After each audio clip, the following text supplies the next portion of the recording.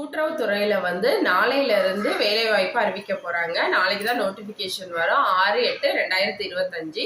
இதுக்கு அப்ளை பண்ண வேண்டிய லாஸ்ட் டேட் வந்து என்னைக்குன்னா 29/8/2025.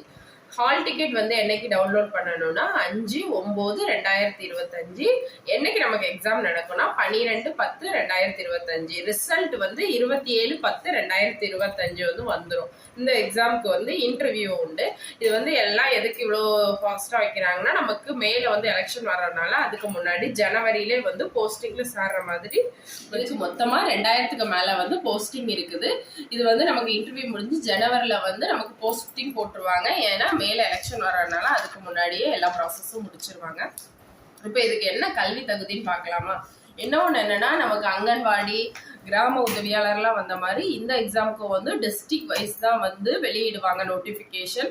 மொத்தமாக விட மாட்டாங்க. கல்வி தகுதி வந்து டிகிரி படிச்சிருக்கணும். டிகிரி கூட வந்து என்ன படிச்சிருக்கோன்னா டிகாப் படிச்சிருக்கணும். கண்டிப்பா இது வந்து படிச்சிருக்கணும். ஒருவேளை டிகிரி முடிச்சு நீங்க டிப்ளமோ கோஆபரேட்டிவ் படிக்கலைன்னா இப்ப என்ன டிகிரி படிச்சிருந்தா அப்ளை பண்ணலாம்னா பிகாம் ஆன்ஸ் கூட்டுறவு படிச்சிருக்கவங்க அப்ளை பண்ணலாம். அப்புறம் எம்காம் கூட்டுறவு, எம்ஏ கூட்டுறவு, பிஏ கூட்டுறவு, அப்புறம் பிகாம் கூட்டுறவு இதெல்லாம் படிச்சவங்க வந்து நம்ம அப்ளை பண்ணிக்கலாம். லிமிட் பார்க்கலாமா? SC, ST, OBC, PWD, ex serviceman இவங்களுக்குலாம் வந்து நோ ஏஜ் லிமிட் கிடையாது.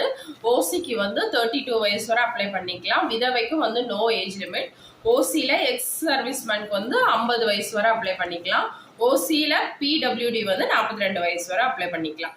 அப்போ என்ன வேலைன்னு பார்க்கலாமா? எழுத்தாளர், உதவியாளர், மேற்பார்வையாளர், இளநிலை உதவியாளர், காசாளர் இந்த போஸ்டிங் தான். இத்தனை போஸ்டிங் வந்து நமக்கு அதுல இருக்கு. இந்த அறிவிப்பு வந்து மாவட்ட வாரியா தனித்தனியா தான் வந்து வெளியிடுவாங்க.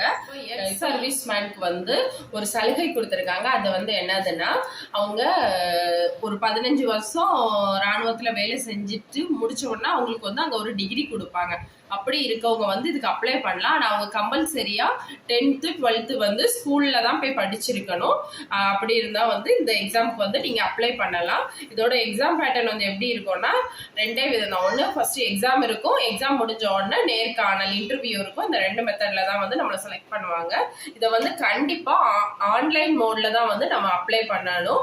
ஆஃப்லைன்ல கிடையாது. இதோட வெப்சைட் வந்து என்னன்னா www.tnscbank.com.